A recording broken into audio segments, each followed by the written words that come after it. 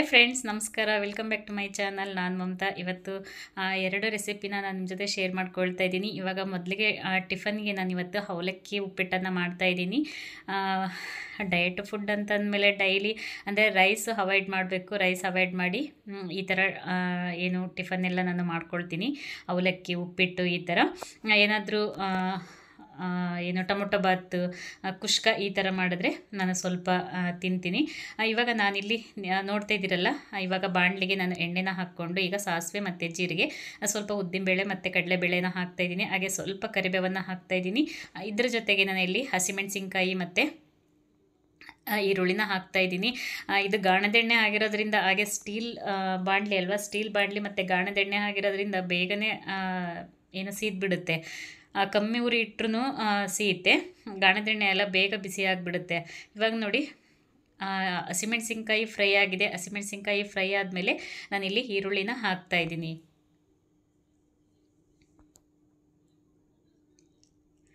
ಈರುಳ್ಳಿನ ಸಣ್ಣದಾಗಿ ಕಟ್ ಮಾಡಿ ಇಟ್ಕೊಂಡಿದ್ದೆ, ಈರುಳ್ಳಿನ ಹಾಕ್ತಾಯಿದ್ದೀನಿ. ಈ ಥರ ಎಲ್ಲ ಕಟ್ ಮಾಡಿ ರೆಡಿ ಮಾಡಿ ಇಟ್ಕೊಂಡ್ಬಿಟ್ರೆ ನಾವು ಈಸಿಯಾಗಿ ನಾವು ಬೇಗ ಮಾಡ್ಬೋದು. ಈರುಳ್ಳಿ ಸ್ವಲ್ಪ ಫ್ರೈ ಆದಮೇಲೆ ನಾನಿಲ್ಲಿ ಟೊಮೊಟೊ ಹಣ್ಣನ್ನು ಹಾಕ್ತಾಯಿದ್ದೀನಿ.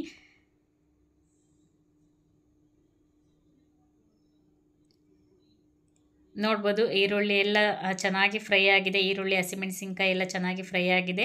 ಈಗ ನಾನಿಲ್ಲಿ ಒಂದು ಟೊಮೊಟೊ ಹಣ್ಣನ್ನು ಹಾಕ್ತಾಯಿದ್ದೀನಿ. ಟೊಮೊಟೊ ಹಣ್ಣು ಕೂಡ ಜಾಸ್ತಿ ಹಾಕಬಾರ್ದು ಅವಲಕ್ಕಿಗೆ. ನಾವಿಲ್ಲಿ ನಿಂಬೆ ರಸ ಹಾಕ್ತೀವಿ ನೋಡಿ, ಹಾಗಾಗಿ ಟೊಮೊಟೊ ಒಂದೇ ಒಂದು ನಾನಿಲ್ಲಿ ಟೊಮೊಟೊ ಹಣ್ಣನ್ನು ಹಾಕ್ತಾಯಿದ್ದೀನಿ. ಇವಾಗ ಸ್ವಲ್ಪ ಇದಕ್ಕೆ ಉಪ್ಪನ್ನು ಹಾಕ್ಕೊಳ್ತಾ ಇದ್ದೀನಿ. ನಾನು ಯಾವಾಗಲೂ ಅಷ್ಟೇ ಟೊಮೊಟೊ ಹಾಕಿದ ಮೇಲೆ ಉಪ್ಪನ್ನು ಹಾಕ್ತೀನಿ. ಉಪ್ಪು ಹಾಕೋದ್ರಿಂದ ಟೊಮೊಟೊ ಬೇಗ ಬೇಯುತ್ತೆ. ಹಾಗಾಗಿ ಅವಲಕ್ಕಿ ತುಂಬ ಜನ ಅಂದರೆ ಬೇರೆ ಬೇರೆ ಅವ್ರವ್ರ ಕಡೆ ಯಾವ ಥರ ಅವ್ರವ್ರ ಸ್ಟೈಲ್ ಇರುತ್ತೆ ನೋಡಿ, ಆ ಥರ ಮಾಡ್ತಾರೆ. ನಾವು ಇದೇ ಥರ ಅವಲಕ್ಕಿನ ಮಾಡೋದು, ಹಾಗಾಗಿ ಇದನ್ನು ಶೇರ್ ಮಾಡ್ತಾ ಇದ್ದೀನಿ. ನೋಡಿ, ಉಪ್ಪಾಕಿ ಒಂದು 2 ನಿಮಿಷ ಈ ಥರ ಮುಚ್ಚಳನ ಮುಚ್ಚಿಬಿಟ್ರೆ ಆ ಟೊಮೊಟೊ ಎಲ್ಲ ಚೆನ್ನಾಗಿ ಬೆಂದಿರುತ್ತೆ ಹಬೆಗೆ. ಇವಾಗ ಟೊಮೊಟೊ ಬೆಂದಾಗಿದೆ. ಈಗ ನಾನು ಇಲ್ಲಿ ಅರಿಶಿನ ಪುಡಿನ ಹಾಕ್ತಾ ಇದ್ದೀನಿ.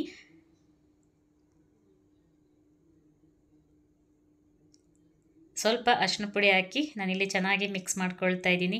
ಅರಿಶಿನ ಪುಡಿ ಹಾಕಿ ತುಂಬ ಹೊತ್ತೇನು ಬೇಯಿಸೋ ಅವಶ್ಯಕತೆ ಇಲ್ಲ, ಒಂದು ಸ್ವಲ್ಪ ಮಿಕ್ಸ್ ಮಾಡಿಕೊಂಡ್ರೆ ಸಾಕು. ಇವಾಗ ನೋಡಿ, ಲಾಸ್ಟಲ್ಲಿ ನಾನು ಇಲ್ಲಿ ಕೊತ್ತಂಬರಿ ಸೊಪ್ಪನ್ನು ಹಾಕ್ತಾ ಇದ್ದೀನಿ. ನೀವು ಕೊತ್ತಂಬರಿ ಸೊಪ್ಪನ್ನು ಏನು ಅವಲಕ್ಕಿ ಎಲ್ಲ ಹಾಕಿ ಆದಮೇಲೂ ಬೇಕಾದರೂ ಹಾಕ್ಬೋದು. ಇವಾಗಲೇ ಹಾಕ್ತಾಯಿದ್ದೀನಿ ಕೊತ್ತಂಬರಿ ಸೊಪ್ಪನ್ನು. ಕೊತ್ತಂಬರಿ ಸೊಪ್ಪು ಹಾಕಿದ ಮೇಲೆ ನಾನು ಇಲ್ಲಿ ನಿಂಬೆ ರಸನ ಹಾಕ್ತಾಯಿದ್ದೀನಿ. ಇಲ್ಲಿ ಸ್ಟವ್ ಆಫ್ ಮಾಡ್ಕೊಂಡಿನಿ ನಾನು. ಸ್ಟವ್ ಆಫ್ ಮಾಡಿಕೊಂಡು ಕೊತ್ತಂಬರಿ ಸೊಪ್ಪು ಮತ್ತು ನಿಂಬೆ ರಸನ ನಾನು ಇಲ್ಲಿ ಹಾಕ್ತಾಯಿದ್ದೀನಿ. ನೀವು ಬೇಕಿದ್ರೆ ಇದಕ್ಕೆ ಶೇಂಗಾ ಬೀಜ ಬೇಕಾದರೆ ಹಾಕ್ಬೋದು. ನಾನಿಲ್ಲಿ ಶೇಂಗಾ ಬೀಜ ಹಾಕ್ತಾ ಇಲ್ಲ.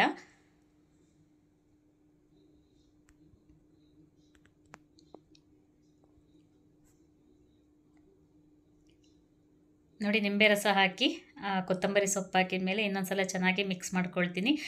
ನಾವು ನಿಂಬೆ ರಸ ಹಾಕಿದ ಮೇಲೆ ಇನ್ನು ನಾವು ಸ್ಟವನ್ನು ಆಫ್ ಮಾಡ್ಕೊಳ್ಬೇಕು.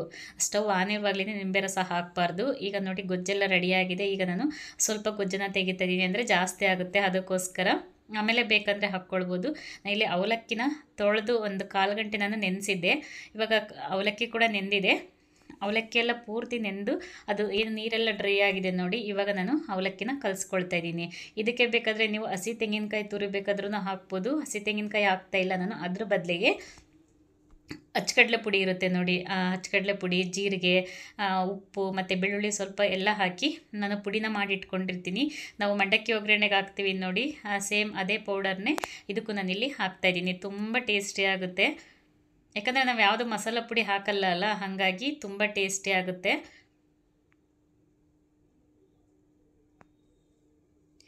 ಮತ್ತು ಹಸಿ ತೆಂಗಿನಕಾಯಿ ಹಾಕಿದ್ರೂ ಕೂಡ ಚೆನ್ನಾಗಿರುತ್ತೆ. ನಾನಿಲ್ಲಿ ಹಸಿ ತೆಂಗಿನಕಾಯಿ ಇರಲಿಲ್ಲ, ಅದಕ್ಕಾಗಿ ಹಸಿ ತೆಂಗಿನಕಾಯಿ ಹಾಕಿಲ್ಲ. ಅದ್ರ ಬದಲಿಗೆ ನಾನಿಲ್ಲಿ ಪುಡಿನ ಹಾಕ್ತಾಯಿದ್ದೀನಿ. ನಾನೇನು ಅಚ್ಚಕಡಲೆ ಪುಡಿ ಅಂತಂದೆ ನೋಡಿ, ಅಚ್ಚಕಡಲೆ ಪುಡಿನ ಹಾಕ್ತಾಯಿದ್ದೀನಿ. ಮಂಡಕ್ಕಿ ಒಗ್ಗರಣೆಗೂ ನಾವು ಇದೇ ಪುಡಿನೇ ಹಾಕೋದು. ತುಂಬ ಅಂದರೆ ತುಂಬ ಟೇಸ್ಟಿಯಾಗಿರುತ್ತೆ. ಟ್ರೈ ಮಾಡಿ ನೋಡಿ. ಅವಲಕ್ಕಿ ಮಾಡ್ತಾ ಇರ್ತೀರಲ್ಲ, ಈ ಥರ ಪುಡಿನ ಹಾಕಿ ನೋಡಿ, ತುಂಬ ಟೇಸ್ಟಿ ಆಗುತ್ತೆ. ನೋಡಿ, ಇವಾಗ ಟಿಫನ್ನು ರೆಡಿ ಆಯಿತು, ಅಂದರೆ ಅವಲಕ್ಕಿ ಉಪ್ಪಿಟ್ಟು ರೆಡಿ ಆಯಿತು.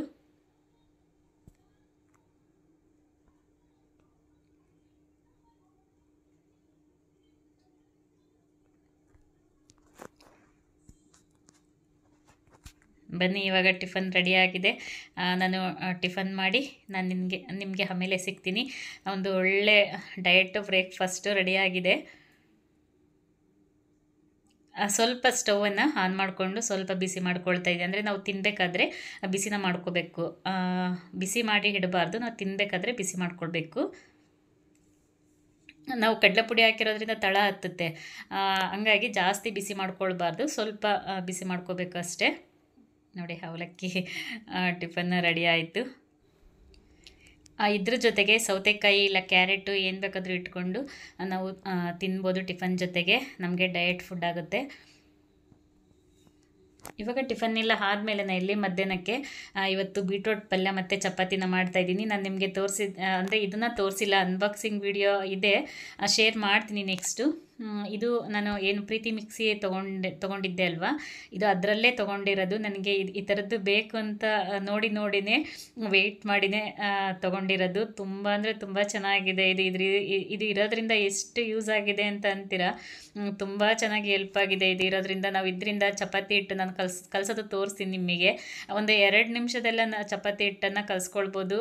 ಯಾರಾದರೂ ಮನೆಗೆ ಬಂದಾಗ, ಇಲ್ಲಾಂದ್ರೆ ನಾವೆಲ್ಲಾದರೂ ಊರಿಗೆ ಹೋಗ್ಬೇಕಾದ್ರೆ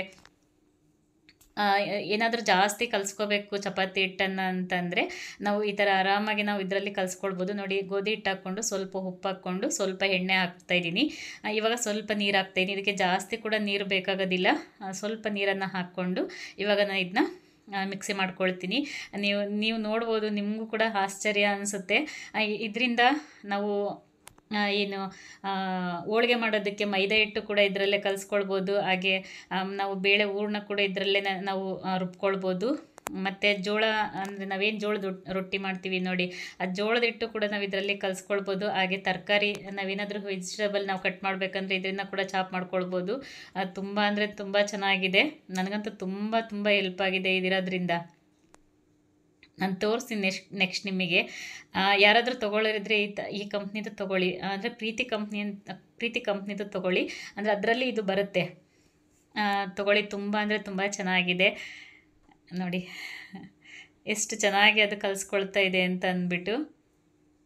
ಮತ್ತು ನೀರು ಕೂಡ ಜಾಸ್ತಿ ಬೇಕಾಗೋದಿಲ್ಲ. ನೀರೇನಾದರೂ ನಮಗೆ ಜಾಸ್ತಿ ಆಯಿತು ಅಂದರೆ ಇನ್ನೊಂದು ಸ್ವಲ್ಪ ಹಿಟ್ಟನ್ನು ಹಾಕ್ಕೊಂಡು ನಿಮಗೆ ಎಷ್ಟು ಗಟ್ಟಿ ಬೇಕಷ್ಟು ನೀವು ಕಲಿಸ್ಕೊಳ್ಬೋದು. ಹಾಗೆ ಏನಾದರೂ ಗಟ್ಟಿ ಆಯ್ತಂದರೆ ನೀವು ಬೇಕಾದ್ರೆ ಇನ್ನೂ ಸ್ವಲ್ಪ ನೀರು ಹಾಕ್ಕೊಂಡು ನೀವು ಬೇಕಾದರೆ ಕಲಿಸ್ಕೊಳ್ಬೋದು.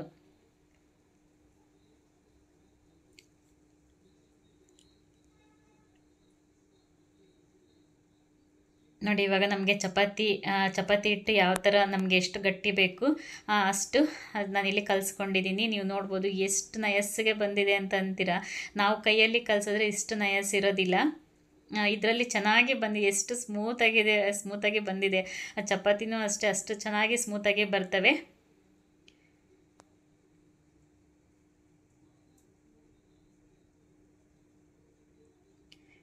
ನೋಡಿ, ಇವಾಗ ಸ್ವಲ್ಪ ಮೇಲ್ಗಡೆ ಎಣ್ಣೆ ಹಾಕ್ಕೊಂಡು ಒಂದು ಸ್ವಲ್ಪ ಈ ಥರ ಒಂದು ಸ್ವಲ್ಪ ಮಿದ್ದುಬಿಟ್ಟು ಒಂದು 1/4 ಗಂಟೆ ಇಲ್ಲ ಒಂದು 10 ನಿಮಿಷ ಇಲ್ಲ 1/4 ಗಂಟೆ ಸ್ವಲ್ಪ ನೆನೆಯೋದಕ್ಕೆ ಬಿಡ್ತೀನಿ.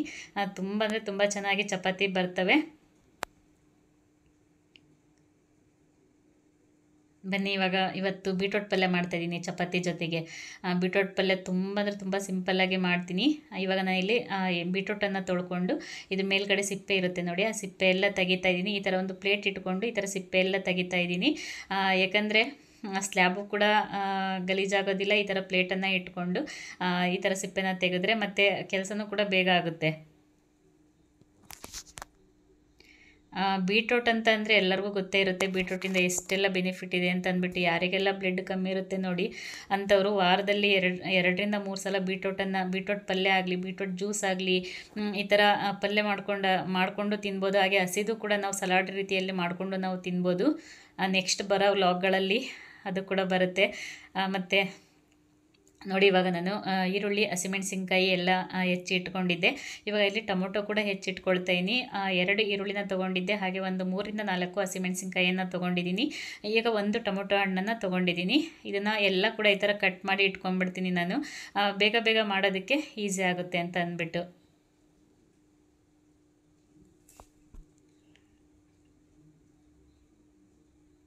ತುಂಬ ಅಂದರೆ ತುಂಬ ಸಿಂಪಲ್ಲಾಗಿ ಮಾಡ್ಬೋದು. ಬನ್ನಿ ಹೇಗೆ ಮಾಡೋದಂತ ಹೇಳ್ಬಿಟ್ಟು ನಾನು ತೋರಿಸ್ತೀನಿ. ಸೊ ಫ್ರೆಂಡ್ಸ್, ಈ ಥರ ರೆಸಿಪಿ ನಿಮಗೆ ಇಷ್ಟ ಆಗ್ತಾಯಿದ್ರೆ ಕಮೆಂಟ್ ಮಾಡಿ. ಈ ಥರ ವ್ಲಾಗ್ ಬೇಕಂತಂದರೆ ಕಮೆಂಟ್ ಮಾಡಿ. ಏನಾದರೂ ಡೌಟ್ ಇತ್ತಂದರೆ ಕಮೆಂಟ್ ಮಾಡಿ. ಹಾಗೆ ಹೊಸ್ದಾಗಿ ಯಾರೆಲ್ಲ ನೋಡ್ತಾಯಿದ್ರೆ ನನ್ನ ಚಾನಲನ್ನು ಸಬ್ಸ್ಕ್ರೈಬ್ ಮಾಡಿಕೊಂಡು ಸಪೋರ್ಟ್ ಮಾಡಿ. ನಿಮ್ಮ ಸಪೋರ್ಟ್ ನನಗೆ ತುಂಬ ಅಂದರೆ ತುಂಬ ಮುಖ್ಯ ಆಗುತ್ತೆ. ಇವಾಗ ಎಲ್ಲ ಕಟ್ ಮಾಡ್ಕೊಂಡಾದಮೇಲೆ ನಾನಿಲ್ಲಿ ಬೀಟ್ರೋಟನ್ನು ಕಟ್ ಮಾಡ್ಕೊಳ್ತಾ ಇದ್ದೀನಿ.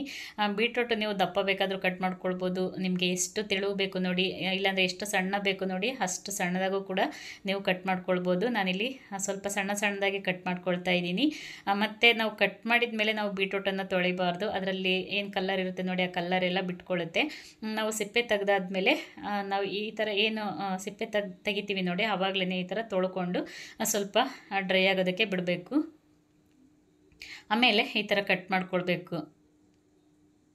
ಬನ್ನಿ, ಇವಾಗ ನಾನು ಇಲ್ಲಿ ಸಣ್ಣದಾಗಿ ಕಟ್ ಮಾಡಿಕೊಂಡು ಆಮೇಲೆ ನಾನು ನಿಮಗೆ ಸಿಗ್ತೀನಿ. ಬೇಕಾದರೆ ನೀವು ತುರಿದು ಕೂಡ ಪಲ್ಯನ ಮಾಡ್ಬೋದು. ತುರಿದ್ರೆ ಏನಾಗುತ್ತೆ, ಜಾಸ್ತಿ ನೀರು ಬಿಟ್ಕೊಂಡ್ಬಿಡುತ್ತೆ. ನಮ್ಮನೆಯವ್ರಿಗೆ ಆ ಥರ ತುರಿದು ಮಾಡಿದ್ರೆ ಅವ್ರಿಗೆ ಇಷ್ಟ ಆಗಲ್ಲ. ಯಾಕಂದರೆ ಸ್ವಲ್ಪ ತುಂಬ ಕಲರ್ ಬಿಟ್ಕೊಳುತ್ತೆ ನೋಡಿ. ನಾವು ತಿನ್ಬೇಕಾದ್ರೆ ಒಂಥರ ಅದು ಬ್ಲೆಡ್ ಥರ ಕಾಣ್ತಾ ಇರುತ್ತೆ ಅಲ್ಲ, ಹಂಗಾಗಿ ಅವ್ರು ತಿನ್ನೋದಿಲ್ಲ. ಹಂಗಾಗಿ ನಾನಿಲ್ಲಿ ಈ ಥರ ಕಟ್ ಮಾಡಿನೇ ಸಣ್ಣದಾಗಿ ಕಟ್ ಮಾಡಿನೇ ನಾನಿಲ್ಲಿ ಪಲ್ಯನ ಮಾಡ್ತೀನಿ. ತುರಿದು ಕೂಡ ಮಾಡ್ಬೋದು, ಚೆನ್ನಾಗಿರುತ್ತೆ. ಬನ್ನಿ, ಇವಾಗ ಎಲ್ಲ ರೆಡಿ ಮಾಡ್ಕೊಂಡಿದ್ದಾಗಿದೆ. ಇವಾಗ ಇಲ್ಲಿ ಒಗ್ಗರಣೆಗೆ ಹಾಕ್ಕೊಳ್ತಾ ಇದ್ದೀನಿ. ಸಿಂಪಲ್ಲಾಗಿ ಒಂದು 5 ನಿಮಿಷದಾಗೆಲ್ಲ ನಾವು ಈ ಪಲ್ಯನ ನಾವು ರೆಡಿ ಮಾಡ್ಬೋದು.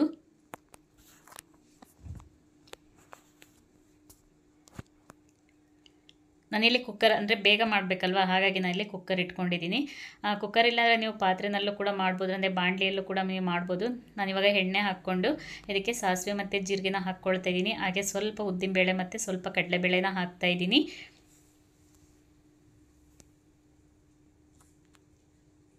ನೋಡಿ, ಉದ್ದಿನಬೇಳೆ ಮತ್ತು ಈಗ ಉದ್ದಿನಬೇಳೆ ಕಡಲೆಬೇಳೆ ಹಾಕಿದ ಮೇಲೆ ಕರಿಬೇವು ಹಾಕಿ ಇವಾಗ ಈರುಳ್ಳಿ ಮತ್ತು ಹಸಿಮೆಣಸಿನ್ಕಾಯಿನ ಇಲ್ಲಿ ಒಟ್ಟಿಗೆ ಹಾಕ್ತಾ ಇದ್ದೀನಿ.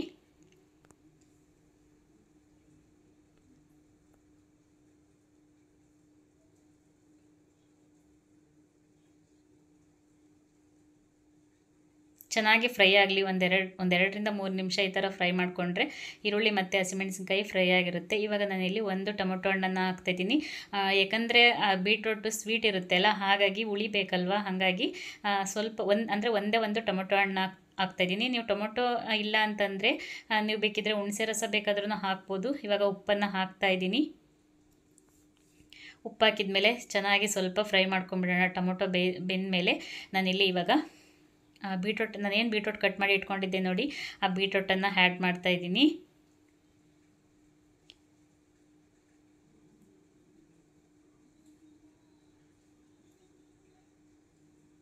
ನೋಡಿ, ಹಾಕಿದ ಮೇಲೆ ನಾನು ಇಲ್ಲಿ ಬೀಟ್ರೋಟ್ ಹಾಕಿದ ಮೇಲೆ ಚೆನ್ನಾಗಿ ಒಂದ್ಸಲ ಮಿಕ್ಸ್ ಮಾಡ್ತಾಯಿದ್ದೀನಿ. ಮುಚ್ಚಳನ ಮುಚ್ಚಿ 2ರಿಂದ 3 ನಿಮಿಷ ಕುದಿಸ್ಕೊಂಡ್ರೆ ಅದು ನೀರೆಲ್ಲ ಬಿಟ್ಕೊಂಡಿರುತ್ತೆ ಬೀಟ್ರೋಟದು. ನೀವು ನೋಡ್ಬೋದು, ಚೆನ್ನಾಗಿ ನೀರೆಲ್ಲ ಬಿಟ್ಕೊಂಡಿದೆ. ಅಂದರೆ ಎಣ್ಣೆನಲ್ಲೇ ನಾವು ಈ ಥರ ಫ್ರೈ ಮಾಡಿಕೊಂಡ್ರೆ ಬೇಗನೆ ಬೇಯುತ್ತೆ. ಅದ್ರಿಗೆ ಉಪ್ಪು ಮತ್ತು ಖಾರ ಎಲ್ಲ ಚೆನ್ನಾಗಿ ಸೇರಿಕೊಂಡಿರುತ್ತೆ. ಈಗ ಇದಕ್ಕೆ ಸ್ವಲ್ಪ ನಾನು ಇಲ್ಲಿ ಗರಂ ಮಸಾಲ ಪುಡಿ ಹಾಕ್ತಾಯಿದ್ದೀನಿ. ಗರಂ ಮಸಾಲ ಹಾಗೆ 1 ಸ್ಪೂನ್ ಅಷ್ಟು ಇಲ್ಲಿ ಅಚ್ಚ ಖಾರದ ಪುಡಿನ ಹಾಕ್ತಾಯಿದ್ದೀನಿ. ಹಸಿಮೆಣಸಿನ್ಕಾಯಿ ಹಾಕಿದ್ದೀವಿ ಅಲ್ವಾ, ಹಾಗಾಗಿ ಖಾರದ ಪುಡಿನ ಇಲ್ಲಿ ಕಮ್ಮಿ ಹಾಕ್ತಾಯಿದ್ದೀನಿ. ಈಗ ಸ್ವಲ್ಪ ನೀರು ಹಾಕ್ಕೊಂಡು ಇದಕ್ಕೆ ನೀರು ಕೂಡ ಜಾಸ್ತಿ ಬೇಕಾಗೋದಿಲ್ಲ. ಒಂದು ಅರ್ಧ ಲೋಟದಷ್ಟು ನೀರನ್ನು ಹಾಕ್ಕೊಂಡು ಇವಾಗ ಚೆನ್ನಾಗಿ ನಾನು ಇಲ್ಲಿ ಮಿಕ್ಸ್ ಮಾಡ್ಕೊಳ್ತಾ ಇದ್ದೀನಿ. ನೋಡಿ, ಮಿಕ್ಸ್ ಮಾಡಿಕೊಂಡು ಈಗ ಲಾಸ್ಟಲ್ಲಿ ನಾನಿಲ್ಲಿ ಕೊತ್ತಂಬರಿ ಸೊಪ್ಪನ್ನು ಹಾಕ್ತಾಯಿದ್ದೀನಿ. ತುಂಬ ಟೇಸ್ಟಿಯಾಗಿತ್ತು, ಟ್ರೈ ಮಾಡಿ ನೋಡಿ. ಇವಾಗ ನಾನು ಮುಚ್ಚಳನ ಮುಚ್ಚಿ ಒಂದು 2 ವಿಸಿಲ್ ನಾನು ಬರ್ಸ್ಕೊಳ್ತೀನಿ. ಬರೀ ಅಷ್ಟರಲ್ಲಿ ನಾನಿಲ್ಲಿ ಚಪಾತಿನ ಉಜ್ಕೊಳ್ತಾ ಇದ್ದೀನಿ. ನೋಡಿ ಎಷ್ಟು ಬೇಗ ಈ ಕಡೆ ಹಿಟ್ಟು ನೆನೆಯೋದ್ರೊಳಗೆ ಆ ಕಡೆ ಪಲ್ಯ ಅಂದರೆ ಬೀಟ್ರೋಟ್ ಪಲ್ಯ ಹಾಕ್ತಾಯಿದೆ. ಅಷ್ಟರಲ್ಲಿ ಚಪಾತಿನ ಉಜ್ಕೊಳ್ತೀನಿ. ಅದು ವಿಸಿಲ್ ಬಂದು ತಣ್ಣಗಾಗೋದ್ರೊಳಗೆ ಚಪಾತಿ ನಾವು ಉಜ್ಕೊಂಡು ಸುಡೋದ್ರೊಳಗೆ ಸರಿಯಾಗುತ್ತೆ. ತುಂಬ ಅಂದರೆ ತುಂಬ ಸ್ಮೂತಾಗೆ ಬರ್ತವೆ. ಯಾರಿಗೆಲ್ಲ ಸಾಫ್ಟ್ ಬೇಕು ಚಪಾತಿ ಅಂತ ಅನ್ನೋರು ಈ ಥರ ಮಾಡಿ. ಇವಾಗ ನಾನು ಇಲ್ಲಿ ಉಂಡೆಗಳನ್ನ ಮಾಡ್ಕೊಳ್ತಾ ಇದ್ದೀನಿ. ಉಂಡೆಗಳನ್ನ ಮಾಡಿಕೊಂಡು ಒಂದು ಸ್ವಲ್ಪ ರವಂಡಾಗೆ ಉಜ್ಕೊಂಡು ಅದಕ್ಕೆ ಸ್ವಲ್ಪ ಎಣ್ಣೆನ ಹಚ್ಕೊಳ್ತೀನಿ.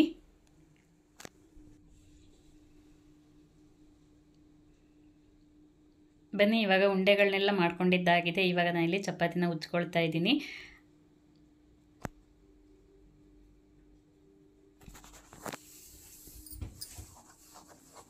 ಇವಾಗ ಸ್ವಲ್ಪ ಅಂದರೆ ಒಂದು ಸ್ವಲ್ಪ ಈ ಥರ ಉಜ್ಕೊಂಬಿಟ್ಟು ಇದರ ಮೇಲ್ಗಡೆ ಎಣ್ಣೆನ ಸ್ವಲ್ಪ ಸ್ಪ್ರೆಡ್ ಮಾಡ್ಕೊಂಬಿಟ್ಟು ಅದನ್ನ ಫೋಲ್ಡ್ ಮಾಡಿ ಈ ಥರ ಚಪಾತಿನ ಉಜ್ಕೊಳ್ತೀನಿ. ನನಗೆ ಮುಂಚೆ ಈ ಥರ ಬರ್ತಿರ್ಲಿಲ್ಲ. ಈ ಥರ ಫೋಲ್ಡ್ ಮಾಡಿ ಉಜ್ಜಕ್ಕೆ ಹೋದರೆ ಯಾವ್ಯಾವ ಮೂಲೆ ಬೇಕಾ ಆ ಮೂಲೆಗೆ ಹೋಗ್ಬಿಡೋದು, ಈ ಥರ ಶೇಪ್ ಬರ್ತಾ ಇರಲಿಲ್ಲ. ಹಂಗಾಗಿ ನಾನು ಅಂದರೆ ಮಾಡ್ತಾ ಇರಲಿಲ್ಲ. ಇತ್ತೀಚೆಗೆ ಈ ಥರ ಟ್ರೈ ಮಾಡ್ತಾಯಿದ್ದೀನಿ, ತುಂಬ ಚೆನ್ನಾಗಿ ಈ ಥರ ಬರ್ತವೆ. ಮುಂಚೆ ನನಗೂ ಈ ಥರ ಶೇಪ್ ಬರ್ತಾ ಇರಲಿಲ್ಲ. ನಾವು ಯಾವುದನ್ನು ಕೂಡ ಪ್ರಯತ್ನ ಪಟ್ಟರೆ ಅಲ್ವಾ ಯಾವುದಾದ್ರೂ ಆಗೋದು. ಪ್ರಯತ್ನ ಪಟ್ಟಿಲ್ಲದೆ ಬರಲ್ಲ ಅಂತ ಹೋದರೆ ಅದೇ ಥರ ಇರ್ತವೆ ನೋಡಿ. ಇವಾಗ ಎಣ್ಣೆನ ಈ ಥರ ಸ್ಪ್ರೆಡ್ ಮಾಡಿ ಈ ಥರ ಫೋಲ್ಡ್ ಮಾಡ್ತಾಯಿದ್ದೀನಿ. ಈ ಥರ ಫೋಲ್ಡ್ ಮಾಡಿ ನಾನು ಇಲ್ಲಿ ಚಪಾತಿನ ಉಜ್ಕೊಳ್ತೀನಿ ನೋಡಿ. ಈ ಥರ ಸ್ವಲ್ಪ ಎಣ್ಣೆ ಜಾಸ್ತಿ ಏನು ಬೇಕಾಗಲ್ಲ, ಸ್ವಲ್ಪ ಎಣ್ಣೆನ ಹಾಕಿ ಈ ಥರ ಫೋಲ್ಡ್ ಮಾಡಿದರೆ ಆಯಿತು.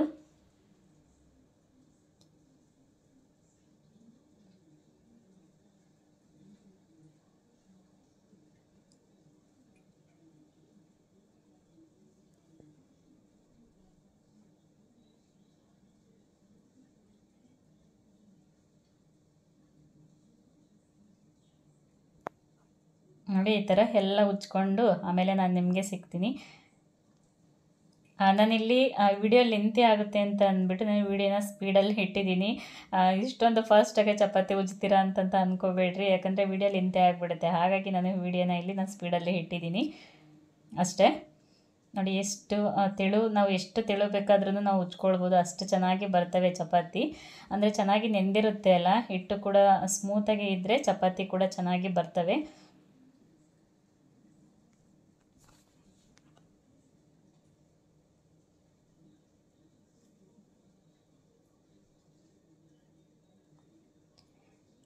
ನನ್ನ ಡಯಟ್ ರುಟೀನಲ್ಲಿ ಈ ಥರ ಇರುತ್ತೆ. ಒಂದಿನ ಚಪಾತಿ, ಒಂದಿನ ಮುದ್ದೆ, ಒಂದಿನ ಜೋಳದ ರೊಟ್ಟಿ, ಈ ಥರ ಇರುತ್ತೆ. ಇದೇ ಥರ ವಿಡಿಯೋ ಬೇಕಂತಂದರೆ ಕಮೆಂಟ್ ಮಾಡಿ, ಶೇರ್ ಮಾಡ್ಕೊಳ್ತೀನಿ ನಾನು ನಿಮ್ಮ ಜೊತೆ. ಯಾಕಂದರೆ ನನಗೆ ಗೊತ್ತಿರೋದನ್ನು ನಾನು ನಿಮ್ಮ ಜೊತೆ ಶೇರ್ ಮಾಡ್ಕೊಳ್ತೀನಿ. ನೋಡಿ ಎಷ್ಟು ತೆಳುವಾಗಿ ಚಪಾತಿನ ಉಜ್ಜಿದ್ದೀನಿ ಅಂತ ಅಂದ್ಬಿಟ್ಟು.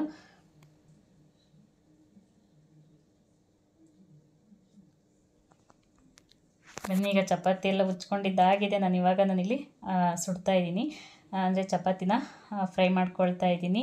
ನಾನಿಲ್ಲಿ ಕಬ್ಬಿಣದ ಹಂಚನ್ನು ತೊಗೊಂಡಿದ್ದೀನಿ, ತವಾದಲ್ಲೇ ಸುಡ್ತಾ ಇಲ್ಲ, ಕಬ್ಬಿಣದ ಹಂಚಲ್ಲಿ ತೊಗೊಂಡೆ. ಆಗಲೇ ತೆಳು ಹಾಕ್ಬಿಟ್ಟಿದ್ದೆ ಇದು, ಹಂಗಾಗಿ ಸ್ವಲ್ಪ ಸೀದಿರೋ ಥರ ಕಾಣ್ತಾ ಇದೆ ನಿಮಗೆ. ದಪ್ಪ ಇದ್ದರೆ ಸೀದಿರೋ ಥರ ಕಾಣೋದಿಲ್ಲ. ಇದು ಸ್ವಲ್ಪ ತೆಳು ಇದೆಯಲ್ಲ, ಹಾಗಾಗಿ ಸ್ವಲ್ಪ ಸೀದಿರೋ ಥರ ಕಾಣ್ತಾ ಇದೆ. ನಾನಿವಾಗ ಮೇಲ್ಗಡೆ ಎಣ್ಣೆನ ಸ್ಪ್ರೆಡ್ ಮಾಡ್ಕೊಳ್ತಾ ಇದ್ದೀನಿ. ನೋಡಿ, ಸಣ್ಣ ಉರಿ ಇಟ್ಕೊಂಡೇ ಈ ಥರ ಎರಡೂ ಸೈಡು ಮತ್ತು ಸೈಡಲ್ಲೆಲ್ಲ ಈ ಥರ ಸ್ವಲ್ಪ ಫ್ರೆಶ್ ಮಾಡಿ ಈ ಥರ ಸುಟ್ಕೊಳ್ಬೇಕು ಚಪಾತಿನ.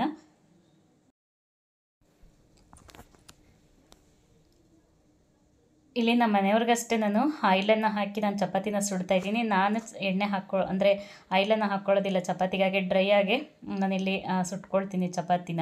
ನಮ್ಮ ಮನೆಯವ್ರಿಗೆಲ್ಲ ಹಾಗಾಗಿ ನಾನಿಲ್ಲಿ ಎಣ್ಣೆನ ಹಾಕ್ತಾಯಿದ್ದೀನಿ. ನಾನು ಯಾವಾಗಲೂ ಅಷ್ಟೇ ಡ್ರೈ ಆಗಿ ನಾನು ಚಪಾತಿನ ಸುಟ್ಕೊಳ್ಳೋದು. ಡಯಟ್ ಮಾಡೋರು ಎಣ್ಣೆನ ಹಾಕಬಾರ್ದು ಚಪಾತಿಗೆ, ಹಾಗೆ ಡ್ರೈ ಆಗಿ ನಾವು ಚಪಾತಿನ ಸುಟ್ಕೊಳ್ಬೇಕು.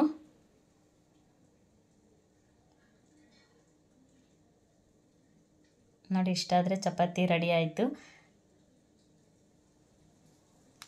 ನಿಮಗೆ ನೋಡ್ತಾ ಇದ್ರೆ ಗೊತ್ತಾಗ್ತಾ ಇರ್ಬೋದು ಎಷ್ಟು ಸ್ಮೂತಾಗಿ ಚಪಾತಿ ಬಂದಿದ್ದಾವೆ ಅಂತ ಅಂದ್ಬಿಟ್ಟು. ನೋಡಿ, ಹಿಂಗಂದರೆ ಗೊತ್ತಾಗ್ತಾ ಇದೆ ನಿಮಗೆ. ಹಾಗೆ ಅಷ್ಟರಲ್ಲಿ ಬೀಟ್ರೋಟ್ ಪಲ್ಯನೂ ಕೂಡ ರೆಡಿಯಾಗಿದೆ, ವಿಸಿಲೆಲ್ಲ ಹೋಗಿದೆ. ತುಂಬ ಅಂದರೆ ತುಂಬ ಚೆನ್ನಾಗಾಗಿತ್ತು. ಬೀಟ್ರೋಟ್ ಪಲ್ಯನೂ ಎಷ್ಟು ಸಿಂಪಲ್ಲಾಗಿ ಹಾಗೆ ಎಷ್ಟು ಈಸಿಯಾಗಿ ಮಾಡಿದೆ ಅಂತ ನೀವು ಕೂಡ ನೋಡಿದ್ರಿ ಅಲ್ವಾ. ನೀವು ಕೂಡ ಟ್ರೈ ಮಾಡಿ, ತುಂಬ ಅಂದರೆ ತುಂಬ ಚೆನ್ನಾಗಿತ್ತು. ಇದಕ್ಕೆ ಯಾವುದೇ ಮಸಾಲ ಏನು ಕೂಡ ಹಾಕಿಲ್ಲ, ತುಂಬ ಟೇಸ್ಟಿಯಾಗಿತ್ತು. ಮತ್ತು ಅದ್ರ ಜೊತೆಗೆ ನಾನು ಇಲ್ಲಿ ಮೆಣಸಿನ್ಕಾಯಿ ಪಲ್ಯನ ಮಾಡಿದ್ದೆ. ಅದು ವಿಡಿಯೋ ಫುಲ್ಲು ಲೆಂತಿ ಆಗುತ್ತೆ ಅಂತ ಅಂದ್ಬಿಟ್ಟು ಏನು ನಾನು ನಿಮಗೆ ವಿಡಿಯೋನ ಮಾಡಿಲ್ಲ, ಇದು ತೋರಿಸಿಲ್ಲ. ನೆಕ್ಸ್ಟ್ ಟೈಮ್ ಮಾಡುವಾಗ ಖಂಡಿತ ನಾನು ನಿಮ್ಮ ಜೊತೆ ಶೇರ್ ಮಾಡ್ಕೊಳ್ತೀನಿ. ತುಂಬ ಸಿಂಪಲ್ಲು, ಹಾಗೆ ತುಂಬ ಅಂದರೆ ತುಂಬ ಟೇಸ್ಟಿಯಾಗಿರುತ್ತೆ. ನಮ್ಮ ಕಡೆ ಅಂತೂ ಜೋಳದ ರೊಟ್ಟಿ ಯಾವಾಗಲೂ ಜೋಳದ ರೊಟ್ಟಿ ಮಾಡಿದಾಗೆಲ್ಲ ಇದನ್ನು ತುಂಬ ಜಾಸ್ತಿ ಮಾಡ್ತಾರೆ ನಮ್ಮ ಕಡೆ, ಫೇಮಸ್ ಅಂತಲೇ ಅನ್ಬೋದು. ಮೆಣಸಿನ್ಕಾಯಿ ಪಲ್ಯ ಅಂದರೆ ಮೆಣಸಿನ್ಕಾಯಿ ಎಣ್ಗಾಯಿ ತುಂಬ ಅಂದರೆ ತುಂಬ ಟೇಸ್ಟಿಯಾಗಿತ್ತು. ಈ ರೆಸಿಪಿ ಬೇಕಂದರೆ ಕಮೆಂಟ್ ಮಾಡಿ, ನೆಕ್ಸ್ಟ್ ಶೇರ್ ಮಾಡ್ತೀನಿ. ಬನ್ನಿ ಇವಾಗ ಮಧ್ಯಾಹ್ನ ಊಟಕ್ಕೆ ಚಪಾತಿ, ಬೀಟ್ರೋಟ್ ಪಲ್ಯ ಹಾಗೆ ಮೆಣಸಿನ್ಕಾಯಿ ಪಲ್ಯ ರೆಡಿ ಆಯಿತು. ಮತ್ತು ಅನ್ನ ತಿನ್ನೋದಿಲ್ಲ ನಾನು ಜಾಸ್ತಿ, ಅನ್ನ ಸ್ವಲ್ಪ ಕಮ್ಮಿನೇ ತಿನ್ನೋದು. ಏನಾದರೂ ಈ ಥರ ಚಪಾತಿ, ರೊಟ್ಟಿ, ಮುದ್ದೆ ಈ ಥರ ಇದ್ದರೆ ನನ್ನ ಡಯಟ್ ಫುಡ್ ಆಗಿರುತ್ತೆ. ಇವಾಗ ರಾತ್ರಿಗೂ ಕೂಡ ಉಳಿದಿತ್ತು ಚಪಾತಿ, ನನ್ನ ರಾತ್ರಿಗೂ ಕೂಡ ಇದೇ ಆಗುತ್ತೆ. ನನಗೆ ಚಪಾತಿ 2 ಚಪಾತಿ ಉಳಿದಿದೆ, ರಾತ್ರಿಗೆ ಇದೇ ಆಗುತ್ತೆ. ಬೀಟ್ರೋಟ್ ಪಲ್ಯ ಅಂತೂ ತುಂಬ ಅಂದರೆ ತುಂಬ ಚೆನ್ನಾಗಿತ್ತು, ಟ್ರೈ ಮಾಡಿ. ಬನ್ನಿ ಊಟ ಮಾಡಿ. ಇವತ್ತಿನ ವ್ಲಾಗನ್ನು ಇಲ್ಲಿಗೆ ಮುಗಿಸ್ತಾ ಇದ್ದೀನಿ. ಇವತ್ತಿನ ರೆಸಿಪೀಸ್ ನಿಮಗೆ ಇಷ್ಟ ಆಗಿದೆ ಅಂದ್ಕೊತೀನಿ. ಇಷ್ಟ ಆಗಿದ್ರೆ ಪ್ಲೀಸ್ ಲೈಕ್ ಮಾಡಿ. ಹೊಸ್ದಾಗಿ ಯಾರೆಲ್ಲ ನೋಡ್ತಿದ್ರೆ ನನ್ನ ಚಾನಲನ್ನು ಸಬ್ಸ್ಕ್ರೈಬ್ ಮಾಡಿಕೊಂಡು ಪ್ಲೀಸ್ ಸಪೋರ್ಟ್ ಮಾಡಿ.